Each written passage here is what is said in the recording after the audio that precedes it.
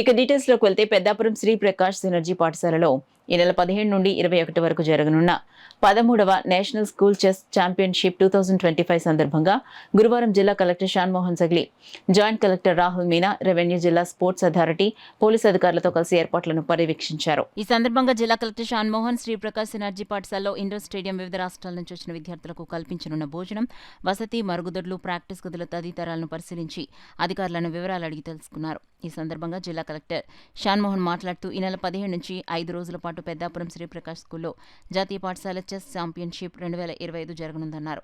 ఈ చెస్ ఛాంపియన్షిప్లో దేశవ్యాప్తంగా 28 రాష్ట్రాలకు చెందిన 1239 మంది విద్యార్థులు పాల్గొనున్నారని తెలిపారు. చెస్ ఆర్బిటర్స్, వాలంటీర్స్, 200 మంది క్రీడాకారుల యొక్క తల్లిదండ్రులు, సహాయకులు, సుమారుగా 800 మంది ఉంటారన్నారు.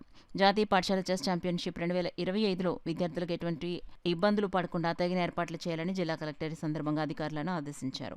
ఈ పరిశీలనలో జిల్లా కలెక్టర్ వెంట పెద్దాపురం మాజీ municipal chairman Raja Suribaburaju, RDO K Sriramani, జిల్లా క్రీడా ప్రాధికార సంస్థ అభివృద్ధి అధికారి Srinivas Kumar, chess championship chairman Sriprakash energy director Vijay Prakash, Chennai chief arbiter Paul Arogyaraj, Peddapuram chess association president KVV Sharma, కార్యదర్శి సురేష్, ఇతర అధికారులు తదితరులు పాల్గొన్నారు.